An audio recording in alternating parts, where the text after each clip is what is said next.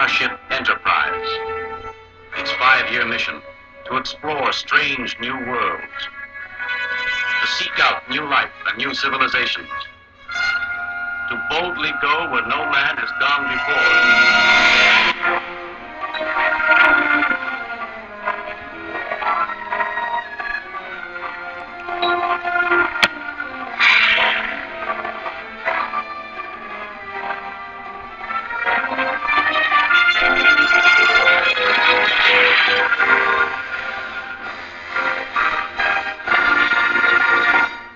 Hello everyone, Frankie Love back once again this week to give you your review, well, actually my review, on Star Trek, the movie. Now, unlike my friend Carmine DeStefano, the bookman, who gives you a preview of a movie based off a trailer and tells you what he thinks is going to happen, I tell you straight from the movie what's happening. Okay, this is a prequel. Okay, now by prequel I mean it's before all the Star Trek movies, even before William Shatner, because there's only one person from the original TV series that's in this movie, and that's Leonard Nimoy, who plays Spock. And played Spock, and not only did he play Spock, he actually plays Spock in this movie. But not the young Spock played by that guy, but the old Spock played by Leonard Nimoy. Okay, basically the movie starts off, let's give you a little not even, let's just go straight to the point. It starts off, and there's some captain, and then I guess his first commander is First Commander Kirk, but it's not. It's Kirk's father. Okay. So anyway, what happens is in the future, okay, Spock is out there, and there's like, I don't know, some shit happens. I forget what it was.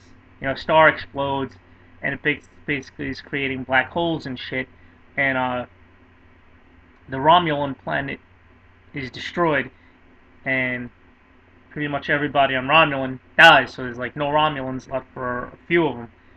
But what it is there's this really one pissed off guy that's pissed off at Spock for lying to him, because Spock said he'd save the planet and he didn't. So this guy goes back in time to basically try to make Spock feel what he felt when his planet was destroyed.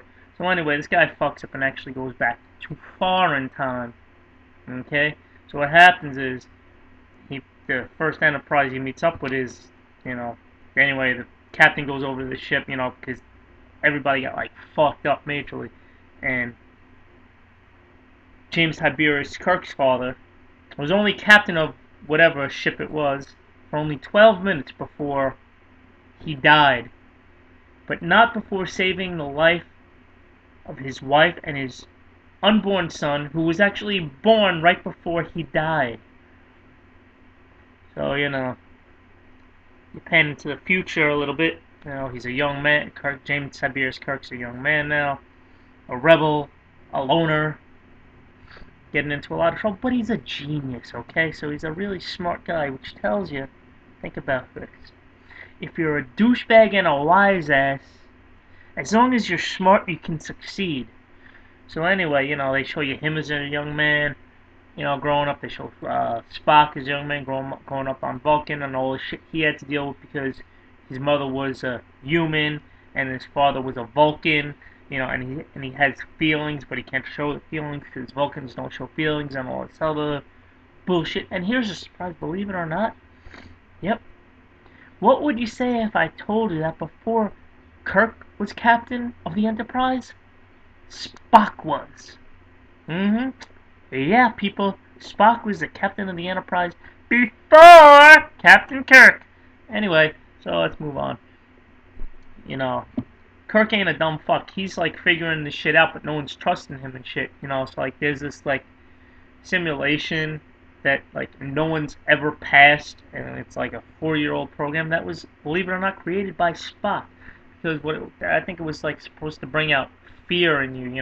Everybody's getting killed around you, and basically there's no way to win this simulation, but Kirk actually figures out a way. And the funny part about it is, all the ships are surrounding him, and he's eating a fucking apple.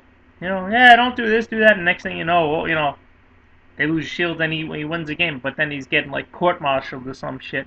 Before that can happen, more shit's happening, and a lot of good shit. Great special effects. Spock was getting busy with Uhura, but and Kirk wanted to get with her, so you had sexual tension there. There's a fine fucking green bitch in this movie. Gotta tell you, she's hot for a green chick. I'll tell you what, she was hotter than Uhura. Don't get wrong, Uhura is a hot black chick, but this green chick, smoking. So anyway, la la la, this happens, that happens, you meet, you find out how Bones gets his nickname, basically they finally meet everybody here. Uhura, Scotty shows up, later on in the movie, Sulu, everybody. It's pretty good shit, you basically see how they all came together. So anyway, la la la, movie's going on and on, you know,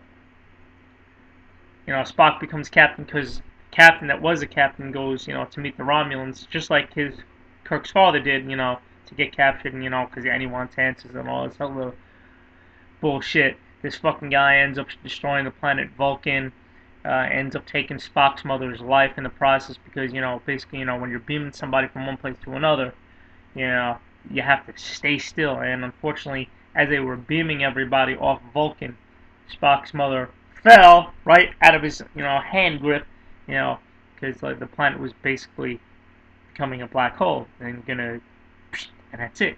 So unfortunately, she moved. They didn't get her, and this upset Spock, even though he doesn't have supposed to have feelings because he is a Vulcan. So anyway, they send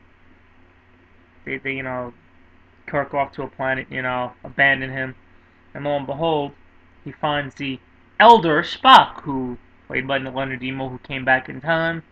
Blah blah blah. He told Kirk, they're good friends in the future. Spock can't, Kirk can't believe it, all this other thing, and he's basically, the way he's got to become captain is by getting Spock to show feeling, because basically, if you show too much emotion, you're not fit to be captain, so to speak. So anyway, Kirk gets back on, Kirk, manages to get back on the Enterprise, has a confrontation with Spock. Spock flips the fuck out. Okay? Now keep in mind, between all this shit, the old captain made Kirk the #1 guy on the ship after making Spock captain. Acting captain, that is. So anyway, what happens is, Spock flips out,